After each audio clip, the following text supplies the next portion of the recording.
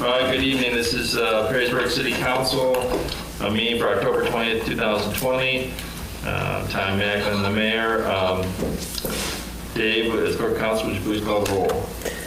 Okay, Ms. Bourne. Here. Mr. Kuhlman. Here. Ms. Materney. Here. Mr. Matuzak. Here. Mr. McCarthy is not present. Mr. Smith. Here. Mr. Van Huzen. Here. Thank you. If you're able, please stand and join me in saying the Pledge of Allegiance. I pledge allegiance to the flag of the United States of America and to the republic for which it stands, one nation, under God, indivisible, with liberty and justice for all.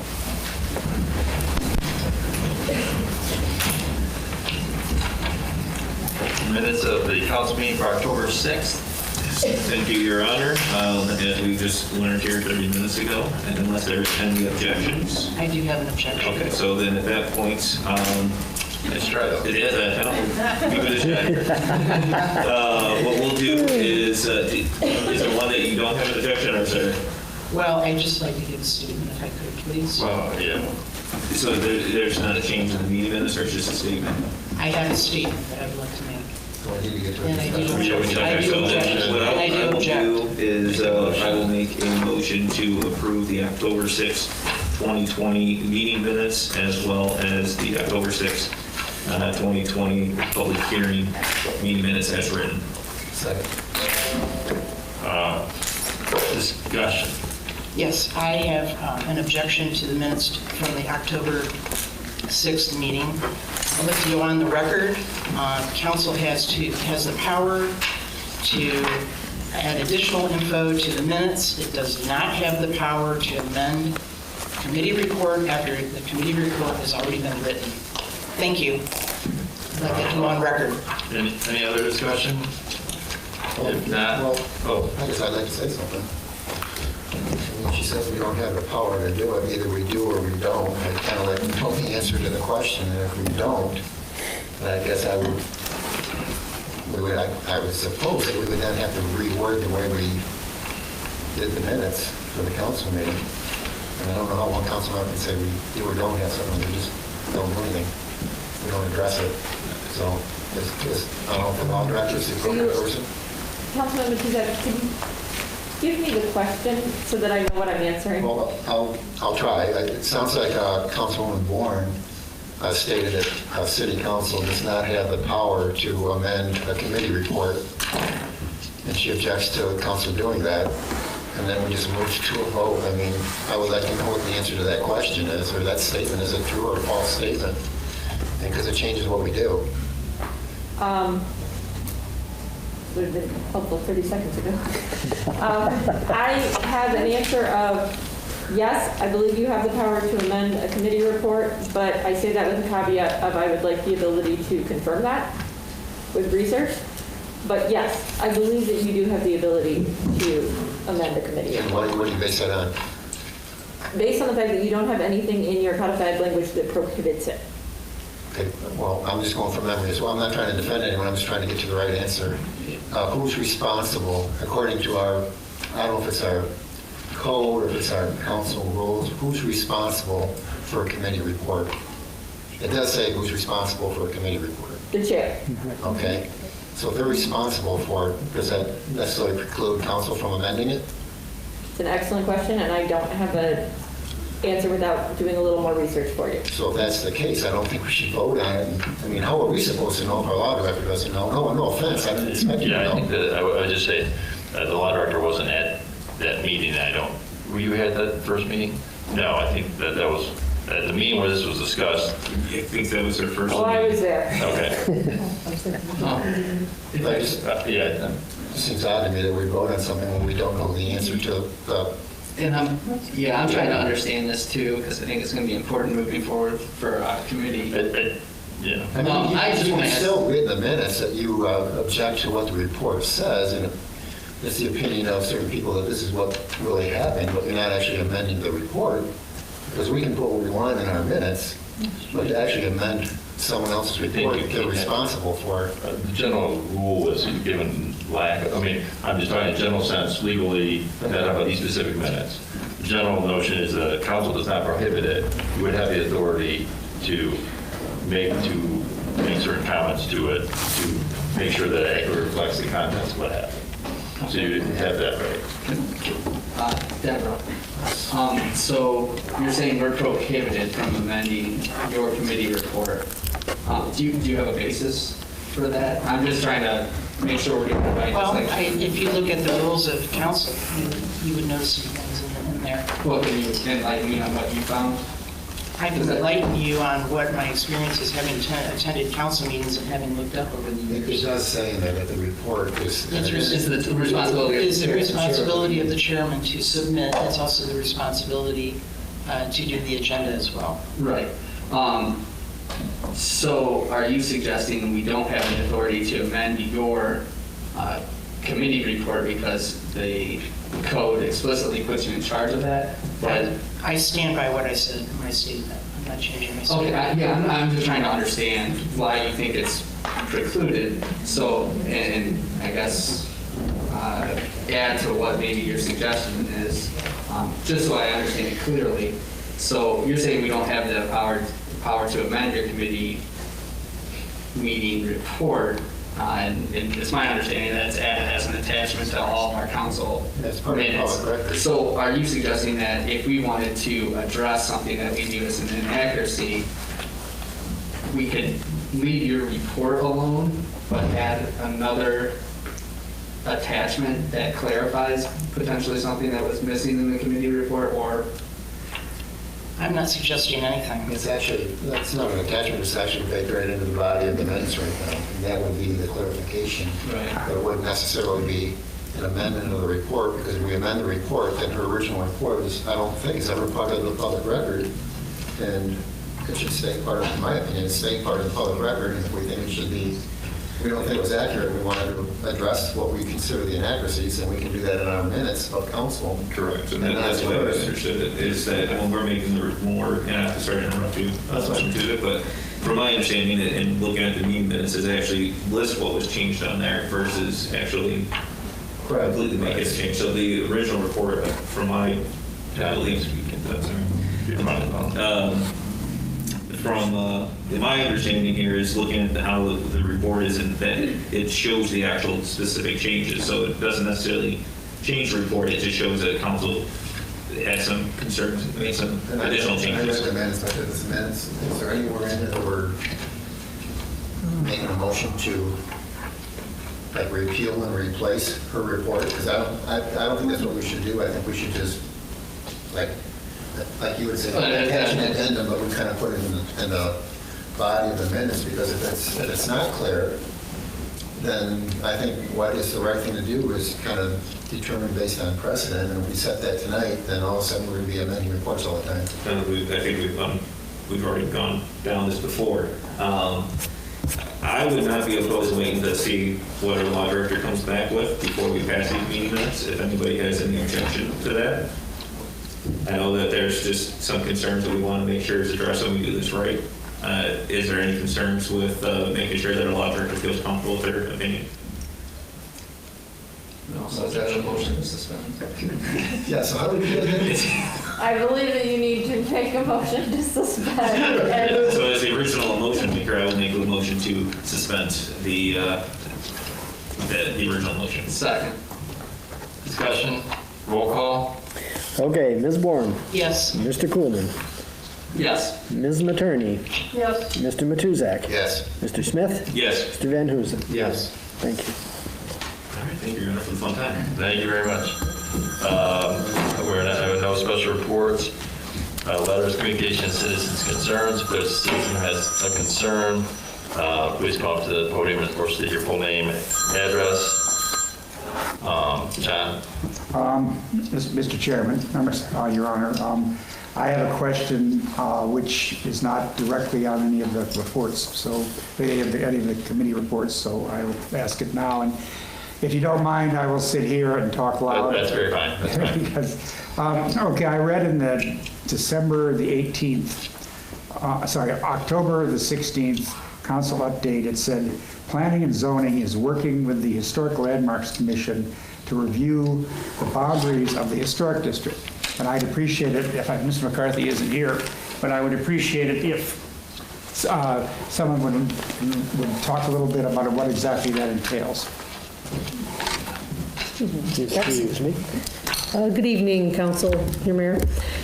You may recall that I know the Planning and Zoning Committee is aware of this, and I'm not sure if all of Council is aware of this, but the Historic Landmarks Commission and the Planning and Zoning Department are looking at the boundaries of the historic district because it has been determined that there are portions of homes or parcels that are split both inside and or outside the boundaries of the historic district. So they're working on a survey to conform those boundaries to have it make sense. Do we want the whole property outside of the historic district, or do we want to bring the rest of the property inside the district? Or in some cases, the rest of a home inside the district or outside the district? And John, I was at that meeting, so I might be able to talk a little bit about it.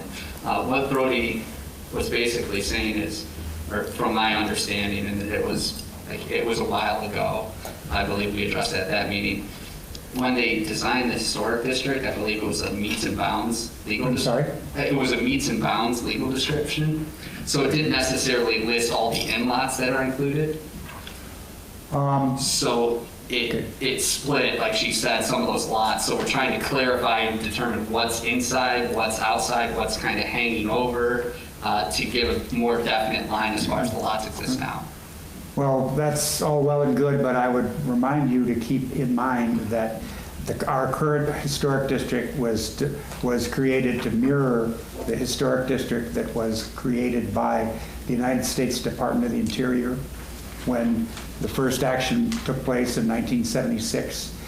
In order to have a local historic district, it's pretty essential that you have a National Register designation, because then that gives you the power to pass ordinances, because the national one is simply a permission to do that. And initially, the two districts didn't match. And so at about 1990, and Mr. McCarthy was chairman of the Planning and Zoning Committee then, and I was on that committee, it was determined that it would be most proper to make the two of them mesh, because there were openings. If your other property was in one and not the other, that could cause legal problems, which we didn't want to face. So I would be very careful when you do this to get the National Register district boundaries and make sure you comply with those. I think that's great advice. Thanks, John. Thank you. Okay. Any other citizens' concerns? Oh, yeah, we do actually have that. Thanks for coming. I never forgot until you stood up. Thank you, Mayor. Thank you, members of the council. My name is Ben Robison. I'm the new health commissioner here in Wood County. Thank you for letting me speak to you this evening. Just wanted to come to make you aware, as you probably are already aware, that we will have a levy ballot initiative on the upcoming election here in November. We here in Wood County have identified that it will cost about $13.16 per $100,000 of home value for homeowners here in the county. Over the last 10 years of our levy, the levy has supported approximately 25% of our annual budgetary concerns, a little more or a little less depending on the year, but right around about a quarter of those dollars. These dollars are really critical because based on 2019 data, Ohio was ranked 47th out of 50 states in terms of per capita funding for public health. We weren't lower because two other states were also ranked 47th, so we were tied with Arizona and Indiana at $53 per capita. So these levy dollars provide a firm foundation for public health, which are really critical to ensure that the programs that we provide can continue and can meet the needs of our citizens. Public health is one of the best investments we can make with our dollars. National studies indicated that for every dollar we invest in public health, we get about $14 of return investment, which means that an investment in the front end will save us $14 down the road at a median value. And as we look at these dollars, I want to let you know too, we've leveraged them really effectively over our time having them here. So one example of that is our WIC funding. We spent only about $10 per WIC recipient over these 10 years. But those $10 of funding, about $433,000 over 10 years, has allowed us actually to ensure that about $60,000 of funding goes toward vendors as the WIC recipients cash in those benefits for a total of about $5.4 million that has stayed here in Wood County through those efforts. So these dollars that come in not only help programs to operate effectively, but they actually serve as an investment that is paying dividends then within the broader community. So just wanted to be here to make you aware of these issues. I wanted to be sure that if there were any questions that you might have about the levy or about how those funds have been used, that I can answer those for you. And I just want to say thank you for the time to present Because information. you're new, and so probably some of the council members, or not all the council members, may not know a little bit about you. Want to tell a little bit about yourself, and is there anything going on at the health department this year? Yeah, it's been a quiet year in public health this year, as you know. No, thank you for the invitation. So I'm an old Wood County resident. I grew up in Bowling Green area and lived there until 2008. I left after I met my wife at a wedding in Colorado, and so she thought that my living in Ohio and her living in Colorado wouldn't work too well for us getting married, and so off I went to Colorado to be closer to her. I spent about 5 years there, 2 years in Chicago, and then came back to Ohio in 2014, where I was at the state health department for the last 5 years. I've told the joke that it actually was my job to respond to pandemics. That was the thing that I did. I managed emergencies for the Ohio Department of Health, and I actually did leave in the middle of one to take the job here at Wood County Health Department. So I'm excited to be returning to Wood County now after 12 years away. As you know, we've done quite a bit this year with COVID. That continues to be a concern and a challenge. But we are saying, we've shared today that we're confident that our citizens can continue to combat this effectively. There definitely is no sense of fatalism. We have the ability through application of guidelines to drive our case numbers down and to help to keep our citizens safe and to think about what life could be like when we're not concerned about the transmission of disease. So that's a significant concern, but I want to say too that a lot of things that aren't COVID go on as well. Everything from inspections to sewage and water support, women, infants, and children, or WIC, which is a supplemental nutrition program, vaccines, and a number of health education programs too. These efforts help to keep our community healthy. They help to ensure that this is a community where we can thrive and maximize our opportunities.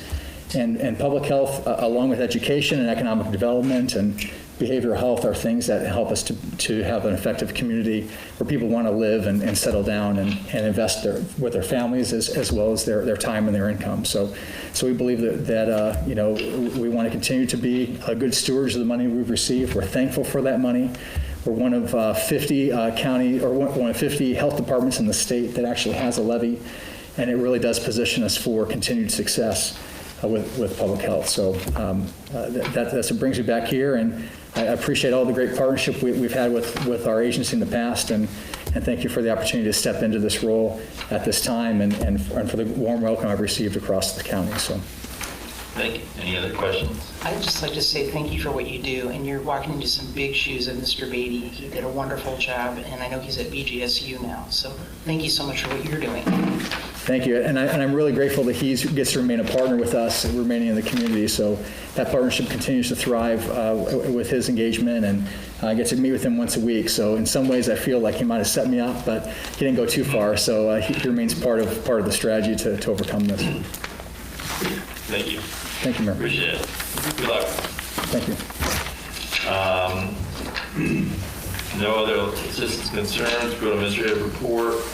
I have no report this evening. City Administrator? No report. Finance Director? No report tonight. Director of Law? No report. Thank you very much. President of Council? Thank you, Your Honor. I do not have a report, but I do have a question. I know that this is a burning question, I think, for everyone in the city of Perrysburg right now, is everything that's going on Plymouth Street, with going down to one lane, going over the bridge.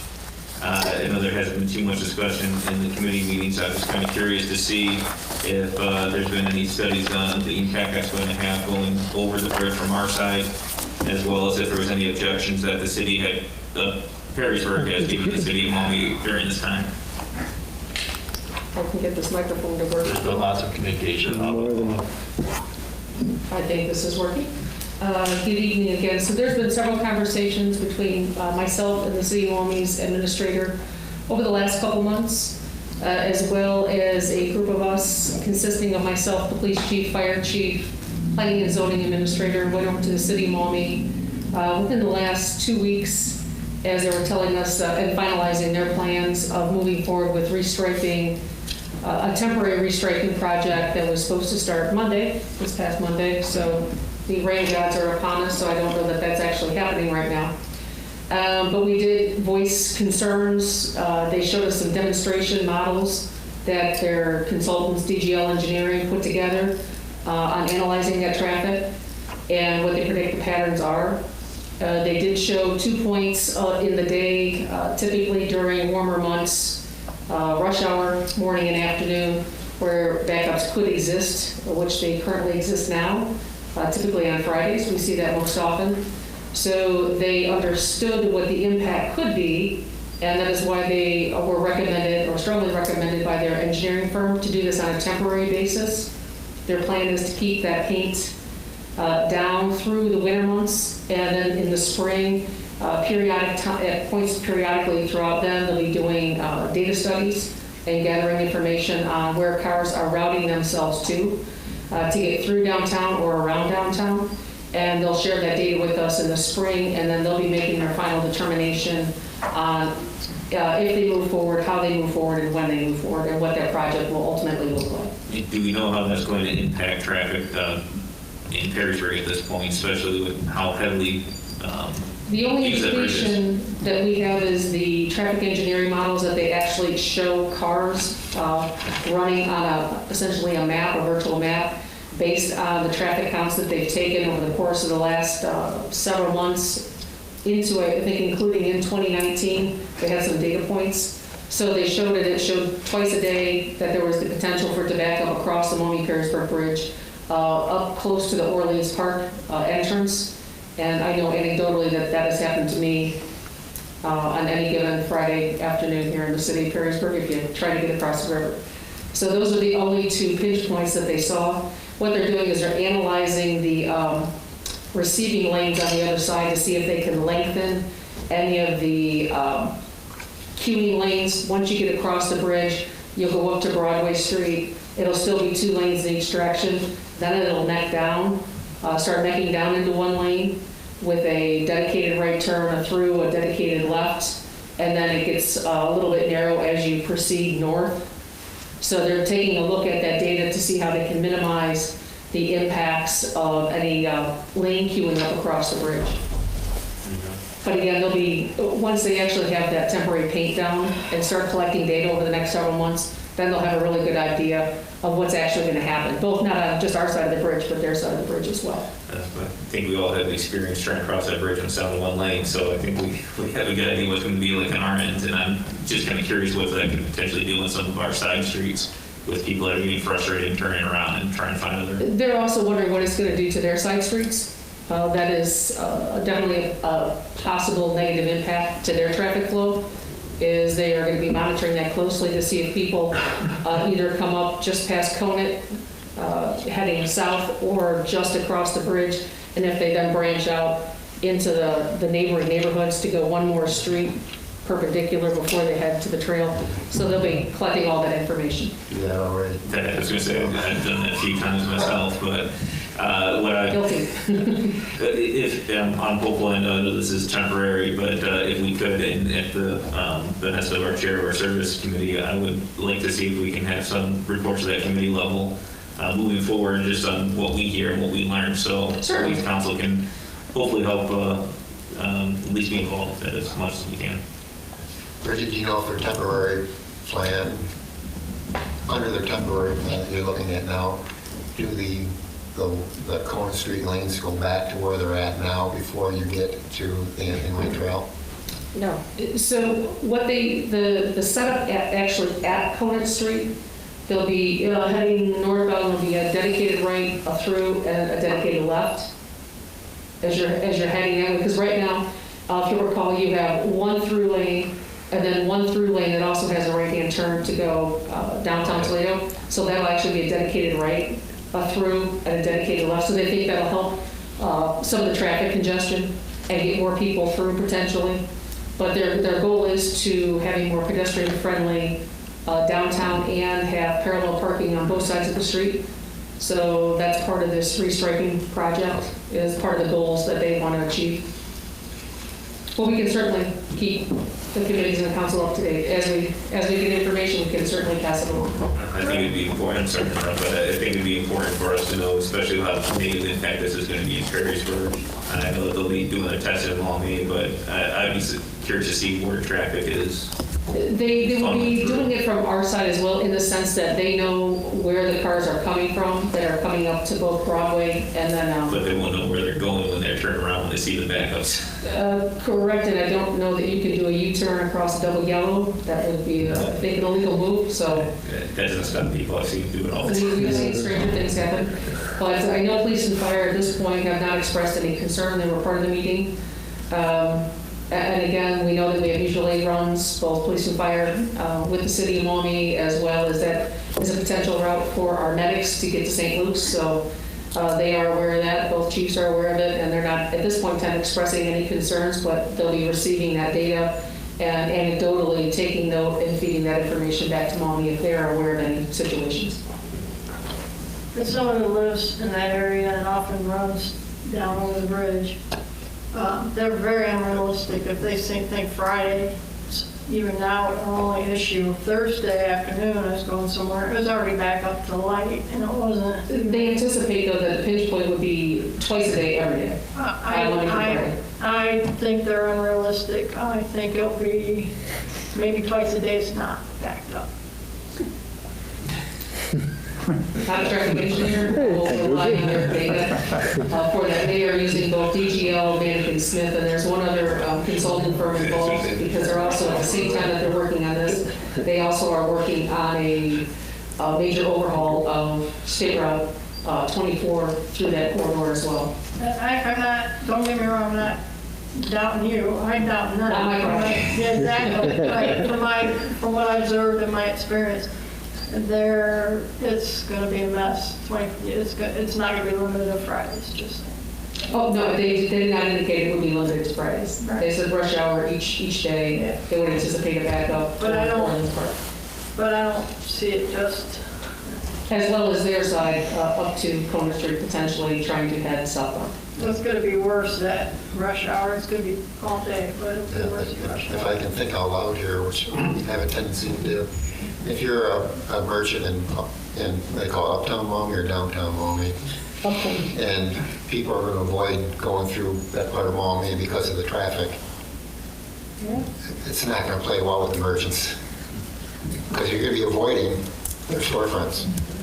I can say one of the things that their administrator noted that part of this project to achieve the parallel parking on Conant Street was to add more parking for the businesses who are asking for more parking. So this will be a good case study to see how this all pans out. Thank you, Your Honor. That is the end of the President of the Council report. Any questions? Thank you very much. Finance and Economic Development Committee? Thank you, Mayor. We did meet on October 13th. I think everybody's got the report. Mary Jo had the report ready almost immediately, and I gave her the okay about an hour and a half ago. And she made sure that everybody got it. I'm not going to read it to you. Go over it real quick. The first part, the appropriations, the encumbrance of CARES Act funds. We got a couple pieces of legislation tonight regarding that. And our law director provided us with the legislative summary that tells us pretty much everything we need to know about that. Finance director's report, we did everything we typically do with that. The only thing I would draw to your attention is that the welfare fund is down where it probably should be anyway. But Mr. Krupps seems to think we're going to be okay, and I trust him. Define okay. He presented a certificate of estimated resources, and that is my third piece of legislation tonight. And then as far as the budget goes, we didn't talk about anything particular, but Ms. Carrot did make it a point to offer up the budgets for those city departments that aren't kind of currently under the purview of any particular committee, whether it's service or safety or something like that. And I did get those. I'm assuming everyone else on the committee got those. And for that matter, did you send it out to everybody on council? I sent it out to all the committee members, but what I can do as a follow-up for all the council, once we ship out the safety committee ones, I can then resend out all of the specific ones to all council members, all at one time. Okay, perfect. That way everybody gets to see everything. Okay. And then tax commissioner's report, Mr. Ryan went over where we're at here today, and there were no surprises there. And our next meeting is currently scheduled for November 10th at 5:30 p.m. So I've got three pieces of legislation, and the agenda for tonight says we're going to suspend the third reading. I don't think we've had a second reading for any of these, so I believe we said, correct me if I'm wrong, that we're suspending the second and third reading on Yes, please. all of Correct. these. You're correct. And what I'll do is I'll do the first one separate, and the other two are related. They go hand in hand. So I'll start with the first piece that I have here. Make sure I get this right. So I'd like to introduce ordinance 16-2020 and move that the rules be suspended to allow for its reading by number and title only, and to dispense with the second and third readings. Second. Okay, Roll call. roll call. Ms. Bourne, Yes. Mr. Coolman, Yes. Ms. Materney, Yes, Mr. Matuzak, Yes. Mr. Smith, Yes. Mr. Van Huzen. Yes. Ordinance number 16, 2020, accepting amounts and rates as determined by the Budget Commission of Wood County, Ohio, to authorize necessary tax levies and certify them to the county auditor and declaring an emergency. I move that ordinance 16-2020 be passed as an emergency measure. Second. Discussion? Roll call? Okay, Ms. Materney, yes, Mr. Van Huzen, Yes. Mr. Matuzak, Yes. Ms. Bourne, Yes. Mr. Smith, Yes. Mr. Coolman. Yes. Thank you. Thank you. Next, I would like to introduce ordinances 17 and 18, 2020, and move that the rules be suspended to allow for their reading by number and title only, and to dispense with the second and third readings. Second. Roll call? Okay, Ms. Bourne, Yes. Mr. Coolman, Yes. Ms. Materney, yes, Mr. Matuzak, Yes. Mr. Smith, Yes. Mr. Van Huzen. Yes. Okay, ordinance number 17, 2020, amending ordinance number 47, 2019, ordinance 10, 2020, and ordinance 13, 2020, to amend appropriations for current expenses and other expenditures for the year beginning January 1, 2020, and ending December 31, 2020, by encumbering all City of Perrysburg Safety Force payroll funds from November 1, 2020 through December 27, 2020, and declaring an emergency. And ordinance number 18, 2020, amending ordinance number 47, 2019, ordinance 10, 2020, and ordinance 13, 2020, to amend appropriations for current expenses and other expenditures for the year beginning January 1, 2020, and ending December 31, 2020, and declaring an emergency. Thank you. I move that ordinances 17 and 18, 2020 both be passed as emergency measures. Second. Discussion? Yeah, I just would like to, I'm not trying to nitpick on this, but I could have asked this earlier, but I didn't save myself enough time to do that, to do it behind closed doors. So I'll ask tonight. Exhibit A is attached to ordinance 18. What I do for looking, I guess I'm curious as to why the amount that we're going to put in Exhibit A, the total, is not exactly the same as the total amount that we have been given for CARES. It's kind of like left on everything. Actually, it should be, if I'm looking at it correctly, for Exhibit A for Ordinance 18, 2020, $1,721,997.24. Boy, that number rings a bell. So has that changed from what the, well, I'm comparing it to what's in the, I'm sorry, Dave, I'm comparing it to not the total that's in the legislative summary, which is not that number. No, okay. So you're saying that, And is it off by somewhere in the neighborhood of $89? I didn't even look at it, I just looked at why is it number different? You would think that Mine everything's doesn't the same. have if you have those up, but it matches. Yeah, that's what I say. That, I know that, and I'm very confident that this number that is in the attachment is correct. It's the total amount that we've been able. Yes, because that's the amount that we were working with That's the OBM. total of all three payments we received. Right. There was 2 payments with the first allocation, 1 payment with the second allocation, and they totaled at $1,721,997.24. Okay, yeah, because I'm looking at the, I mean, I trust you, I'm just looking at the rest of it, 617.26670, which is the sum of the two. Now, I did put the two numbers in that she used, and she got the right total, but that's not the numbers in that, so somewhere along the line, something, as long as they equal, that's clarity. Gotcha, all right. Okay, that's all I have. Councilman, I think I had the wrong numbers just when I created your Okay. legislative summary. Okay.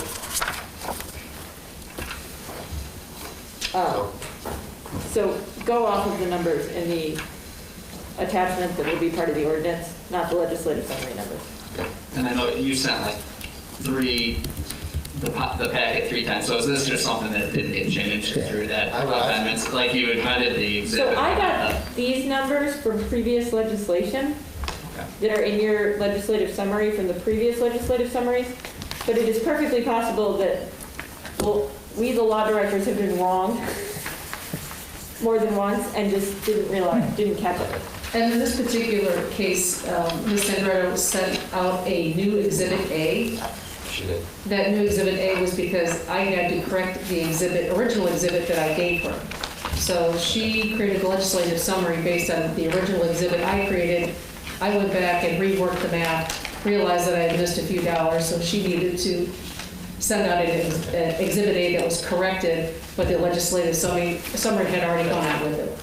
So I guess I would ask that in the future, when you send out a complete new council packet and say you made some revisions, you let us know what you revised? Well, for the Exhibit A, we did. In the third version, I That one you did. The first one, I'm like, oh, I don't know what you revised, and I'm not going to go on. Yeah, we can clarify. Yeah, just, it saves us some time. You don't want to read the whole thing twice? No, I do enough of They that. just don't care about us. Okay, so, Perfect. Okay, thank you. any other discussion? I do have a question on ordinance 17. To the date of city, it says on here, the date of city affairs was received coronavirus funds totaling $942,957.69. Then it says approximately $860,000 of distributed coronavirus funds may be spent on safety force payroll beginning November 1st, 2020 through December 27th, 2020. Where does the remainder go? So this is just to encumber the November and December safety force payroll, which is approximately $860,000 that we can spend this coronavirus on. We are going to spend the rest of the coronavirus money on a safety force payroll that we didn't have to encumber because will already be spent by our due date.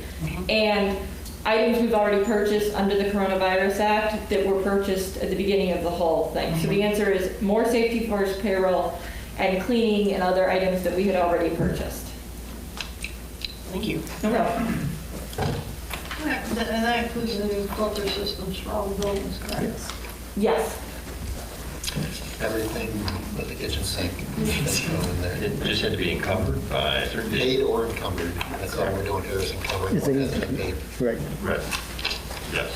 We didn't want, we followed their instructions about making sure we got everything. We're doing our best to do what the state is telling us to do. Anything else? Roll call, please. Okay. Let's start with Mr. Smith. Yes. Mr. Matuzak. Yes. Mr. Coolman. Yes. Ms. Bourne. Yes. Mr. Van Huzen. Yes. Ms. Materney. Yes. Thank you. That is all I have. Thank you very much. Service committee? I think I can get this right today. We have not met since the last council meeting. I know minutes or legislation. Our next meeting is October 28th at 5:30. That's all I have. Well, Yeah. safety committee? Thank you, Mr. Mayor. I also have no report. Our next meeting will be on Tuesday, October 27th at 16. Thank you. Recreation committee? Thank you, Mr. Mayor. I also have no report. We have not met.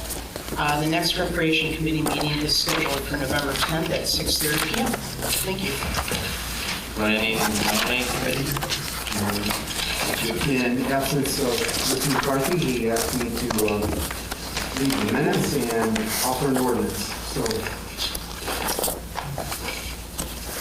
the meeting we had was held on October 14th, and attendees were as indicated. Code amendments regarding chickens. The committee considered proposed code amendment to Chapter 12-1502, specialized animal raising and care. Keeping of chickens, Chapter 1225, land use table, that were the subject of a public hearing held on October 6th. These changes would allow the keeping of up to 6 hens within zoning districts A, R1, R2, and R3 with certain accompanying requirements. Planning Commission voted 5-1 to maintain the status quo and not approve the code amendments. Scott and Carolyn Struzinski, 1010 Mulberry, was present in support of the proposed code amendments. Ms. Carolyn said that they were down to 3 chickens and were hoping to go back to 6, which would be permitted under these amendments. Greg Beatty was present. He stated that as a member of the Planning Commission, he said that only one current member of the commission was on when the last legislation was passed. He said that he felt the ordinance was a little too general and he has concerns about compliance. Mr. McCarthy noted that the ordinance would not permit hens in R4 zoning districts. It would require a minimum size of 7,500 square feet and would require the chickens to be kept in a backyard with at least a 10-foot setback on the coop and run. There was a lengthy discussion regarding lot sizes. Mr. Walters said that he feels the lot size is more relevant than the zoning district. He recommended that the lot size be at least a 1/4 acre, which is the original lot size for lots within the boundaries before lot splits were allowed. There was also discussion regarding 10-foot setback, and the committee decided that 15 would be more appropriate. Mr. Coolman asked about a special approval use process because then neighbors would be notified. Mr. Walters noted that there is a $200 special fee for special approval use. Mr. McCarthy said that he thinks the requirements that have to be met to raise hens would achieve the goals without going through the special approval process. Mr. Kuhlman said that he would also like to see minimum requirements for the coop and run. And he said he would like to see language requiring humane treatment of the hens. Mr. McCarthy asked that Mr. Walters and Ms. Sandredo look at other communities and ordinances. Mr. McCarthy said that he is hearing that the committee is receptive to keeping of the hens with proper restrictions and will be considered at next month's meeting. Code amendment regarding parking lot maintenance. It was decided to amend, which we will be voting on, the size in which, in essence, commercial properties will have as a percentage to upgrade or their parking from 10% to 20%. Under other business, Ann Steck was present regarding a driveway matter. She was unaware that she needed a driveway permit, and the contractor installed a driveway without a permit or inspection. She said that she received a letter from the Planning and Zoning Office stating that she could have a ground penetrating survey done to verify the depth. She said that during these unprecedented times, she was asking for relief of the regulations. Mr. Walters said that unfortunately the resident is stuck between the contractor and the rules. The contractor was not licensed and bonded with the city at the time he did his work and has had multiple offenses with their office. Mr. Walters said that the Planning and Zoning Division's goal is to resolve this without additional costs to the resident. He said that the city is going to call the bond of the contractor and will work with Ms. Steck to have the driveway reinstalled. Mr. Kuhlman asked if the list of licensed contractors can be placed on the city's website. Mr. Walters said that he can look into it. I acknowledge that it could be a challenge to keep it current because the status could change day to day. Brittany and David Nejman, and I apologize for the mispronunciation, were present to request a variance be approved to keep the pool where it was installed, even though it was closer than the required 15 feet to the property line, or that the required setback be lowered.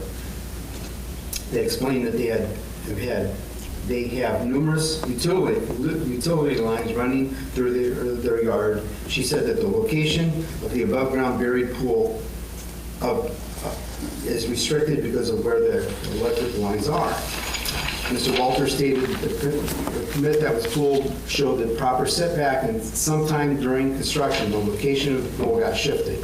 He explained that the setback is not something that falls within the purview of the Board of Zoning Appeals. Mr.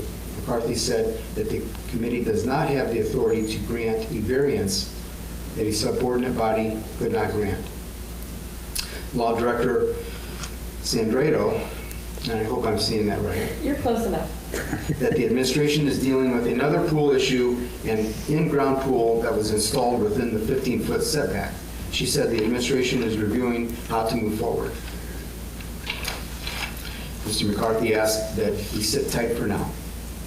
Mr. Walters distributed the planning and zoning budget worksheet. Ms. Cabot stated that the developer inspection payments were reduced and wages are reduced because there will only be 26 pay periods as opposed to 27. So the meeting was adjourned at 7:19. Our next meeting will be on November 12th, Thursday, 5:30 p.m., which is a change from the regular time and date. I also have an ordinance. I would like to introduce ordinance 19-2020 and move that the rules be suspended to allow for its reading by number and title only, and to dispense with the second and third readings. Second. Oh, sorry, my bad. Okay, roll call. Ms. Bourne, Yes. Mr. Coolman, Yes. Ms. Materney, Yes. Mr. Matuzak, Yes. Mr. Smith, Yes. Mr. Van Huzen. Yes. Ordinance number 19, 2020, amending codified zoning ordinance, section 1250.06A of the City of Perrysburg zoning code to allow for 20% improvements without a permit. I move that ordinance 19-2020 be passed. Second. Discussion? I do have a quick discussion item on this one. This is, I'm looking at the non-conforming driveways for our residents as well as for the business. And one of the questions I would like to ask is, under the existing non-conforming driveways, because we've had quite a few businesses that come in from the township over the years, has there been given any thought of adding the line under that being part 2, which is if an existing non-conforming residential driveway is being replaced, the planning and zoning division will perform an on-site inspection of the driveway to be replaced and document the dimensions of the current driveway prior to being removed to allow for the repair of the non-conforming parking lot, especially for some of our smaller businesses where going through these site plans and adding islands and things like that may be cost prohibitive for some of these smaller businesses, especially during the economic times that these businesses have experienced here lately. We did have a conversation about that, and I think that the consensus is that this is an accommodation for those smaller businesses, increasing the scope from 10 to 20% allowed without the additional islands and so forth. But the code that we have, the zoning that we have moving forward, we want to implement that. As difficult as that may be for these businesses. There was discussion on that. That was one of the things I brought up as a potential exemption is if your lot size is below a certain area, that it might be potentially exempted from, as long as you're replacing what exists there, exempt from the permitting process. And it sounded like zoning would prefer that we stick to a blanket for all businesses, no matter how small the lot may be. And they pointed to the way our zoning has now been updated to try to push us into the future. So, and I understand that. I know that there's been conversation that has been brought up, I think here before, of some businesses that feel that it's harder to do business with the city of Perrysburg. And I'm not trying to say that this moving forward we don't want to have that perception. I'm just curious to see if that's something that the council would be consider adding on there as a way to help some of those just trying to replace what they have with better material versus having something that is slowly falling apart. If you follow what I'm trying to say here. Because I would be in support of adding that on there. I know that I'm maybe one of 6 up here tonight that would be in support of that, but Or add that on to tonight's legislation. add that on as a portion of this to be, since we're looking at this entire code here, to add that on as another potential. So what exact language are you looking for? If you don't mind. Is that a friendly amendment? Well, I guess from the administrative point of view, it'd be a little difficult given that you're changing the zoning code, or you're changing the zoning code section, there's a planning commission issue with that. Then also you have some notice requirements that Brody's not here to kind of be able to respond to it. Okay. I guess that's your call. So I don't mean to be confused tonight, but I am. What are you suggesting that we would like? So under our current driveway code, it's 1250, I believe, Part E. Let me look to make sure I got it. Part E, number 2, it states on there, for the existing non-conforming residential driveway being replaced, the planning and zoning division must perform an on-site inspection of the driveway to be replaced and document the dimensions of the current driveway prior to it being removed. Failure to allow for this on-site pre-inspection of the non-conforming driveway shall require the new driveway to conform to all current requirements. In the event that the existing driveway is found to be in conflict with the section, we could recommend it. If it's something that and I can screenshot and email this to you so you can look at it. You're good. go ahead. I was going to say, so I believe the section you're talking about is one we're not touching tonight. Well, no, So what we actually, no, it is, we are talking, because what I'm discussing is, this is coming from the residential one, and then if we're trying to mirror that for the repair and maintenance, we might as well mirror So everything from that was something we did talk about as well, is we are doing this to help facilitate, we're basically adding a provision for commercial parking to give them what was going to be a mirrored percentage for replacement, which would have been that 10%. That got suggested from committee, the planning committee, to up it to 20%. So when we were having that discussion at planning and zoning, we basically decided that one of our next agenda items is going to be revisiting the driveway. Well, I'm talking about the commercial parking lots itself is including that under this as well. Councilman- We have the driveways under that as well. Councilman Smith, if you want to do that, you're welcome to do that, but we're going to have to take it back to planning and zoning. We could potentially move, so I guess if I say is to bring that section maybe back to planning and zoning. Because it would have to go to public hearing, You go, right, go. Yeah. because the zoning code is just a pain and has to go to public hearing. So if I don't have a dog in the fight, I'm just letting you know that if we're going to do that, we're going to have to take that back through all the steps. No, and I appreciate maybe this is something that we look at adding on moving forward, so I know that this is something that's needed for certain businesses right now, this potential change. But I honestly believe it would be appropriate for us to consider some sort of similar language we have for residential driveways for some of our business parking lots that have been in town for some time. I know that it's been a hassle for our businesses going through some of these codes, especially the smaller ones.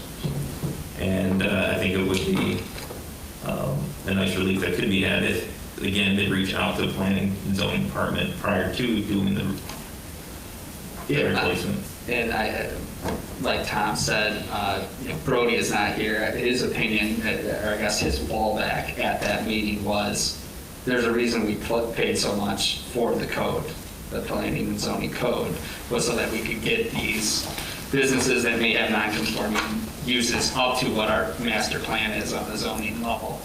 And his office did recommend that we stick with 10%. So if you wanted to completely replace something, it'd be over a period of 10 years. And we're recommending something that's a little more liberal than that.